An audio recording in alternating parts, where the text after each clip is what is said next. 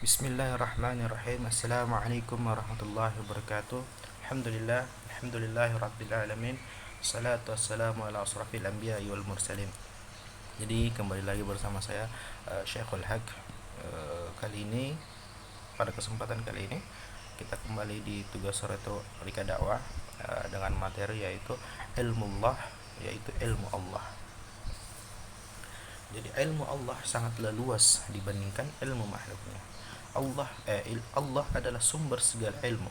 Tidak ada yang mampu melampauinya. Sedangkan ilmu makhluknya sangatlah terbatas. Sebagaimana dalam Al-Quran disebutkan bahwasanya manusia tidak akan sanggup untuk menuliskannya meskipun dengan tinta dari 7 lautan dan pena dari semua pepohonan yang tidak akan cukup. Allah adalah sang Khalik. Dialah pencipta segala sesuatu. Khaliqu kulli syai'in. Dialah yang maha mengetahui, ilmunya meliputi alam semesta yang menjangkau jagat raya dan seisinya. Berkat rahmat Allah, Allah membagikan sedikit ilmunya kepada makhluknya termasuk manusia-manusia. Pemberian ilmu ini menggunakan 2 jalur, yaitu jalur yang pertama yaitu jalur khusus disebut dengan jalur resmi at-tariqur rismiyah. Yang kedua ialah jalur umum yang disebut jalur tidak resmi yaitu at-tariqu ghairur rismiyah, ghairur rasmiyah. Yang pertama itu jalur khusus at-tariqur rasmiyah, jalur resmi hanyalah orang-orang yang khusus yang menerimanya. Ilmu yang diberikan Allah melalui jalur resmi berupa yaitu al-wahyu. Wahyu sendiri secara bahasa dapat diartikan dalam 4 hal. Yang pertama yaitu bisikan, yang kedua yaitu ilham, yang ketiga mengatur atau membentuk, dan yang keempat adalah perintah. Sedangkan wahyu secara istilah itulah yang diberikan kepada nabi dan rasul. Cara-cara wahyu turun kepada nabi dan rasul yang pertama yaitu Allah berkata-kata langsung. Ini khusus kepada Nabi Musa dan Nabi Muhammad ketika beliau Mi'raj. Yang kedua itu melalui tabir dan malaikat, dan yang ketiga itu melalui mimpi atau suara lonceng yang memekakkan telinga.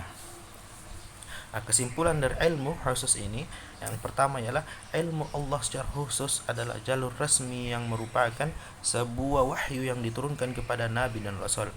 Yang kedua yaitu wahyu yang diterima para nabi dan rasul ini disebut dengan ayat qauliyah, firman Allah dalam bentuk lembaran-lembaran kitab suci Al-Quran, Taurat, Injil, Zabur, dan Zuhuf Ibrahim. Yang ketiga ialah ayat qauliyah ini merupakan kebenaran yang mutlak, tak ada keraguan di dalamnya, tak ada yang mampu merubah isi dan kandungannya, tidak ada kontradiksi antara satu ayat dan ayat yang lain. Yang terakhir itu merupakan pedoman hidup yang menentukan pada keselamatan dunia dan akhirat kita. Jalur yang kedua yaitu jalur umum atau jalur tidak resmi atau at-tariqu ghairur rasmiyah. Ilmu yang diberikan juga melalui jalur umum atau jalur tidak resmi yakni berupa ilham.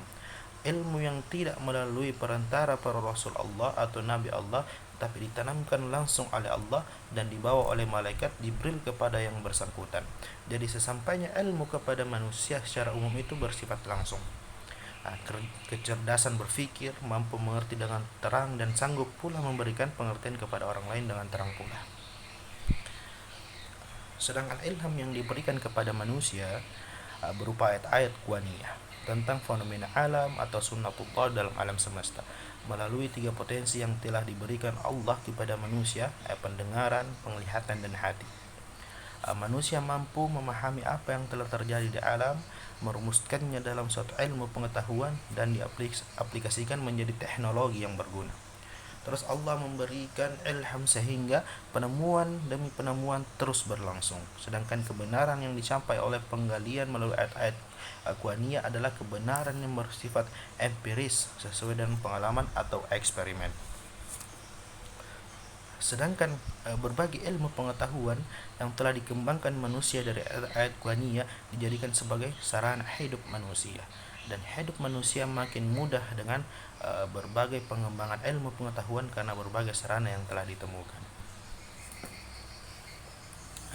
Contoh-contoh ayat qauliyah dan ayat qawaniyah memiliki hubungan ayat yang sangat erat. Ayat qauliyah memberikan isyarat tentang ayat qawaniyah. Beberapa contoh dalam Al-Quran seperti berbagai jenis barang tambang besi yang berasal dari luar bumi yang sangat berguna bagi kehidupan. Ini telah disebutkan dalam Al-Quran.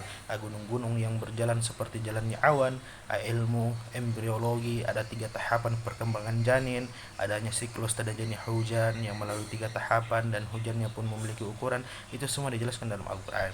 Ayat Qur'aniyah memberikan bukti atau mengkonfirmasi kebenaran ayat kauliyah. Berbagai penemuan ilmiah menjadi bukti kebenaran Al-Quran. Kalau terlihat dari pertentangan antara ayat kauliyah dan ayat qur'aniyah, maka Imam Syahid Hasan Al-Banna memberikan rumusan yang sangat baik dalam masalah ini.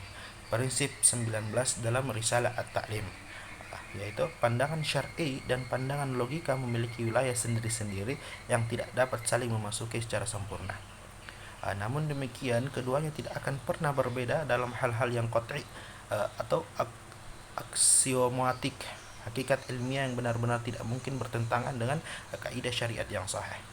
Sesuatu yang masih bersifat zahni atau relatif dari salah satunya mesti ditafsiri sejalan dengan yang qati' bila kedua-duanya bersifat zanni. Maka pandangan syariat lebih utama untuk diikuti sampai logika mendapatkan logilitas kebenaran atau gugur sama sekali. Jadi sampai sekianlah materi dari saya Syekhul Haq. Mudah-mudahan bisa menjadi ilmu yang berkah kepada kita semua. Jika ada kesalahan itu datangnya dari pribadi saya, jika ada benarnya itu datang dari Allah Subhanahu wa taala. Subhanakallahumma rabbana wa bihamdik asyhadu an la ilaha illa anta astaghfiruka wa atubu ilaik. Assalamualaikum warahmatullahi wabarakatuh.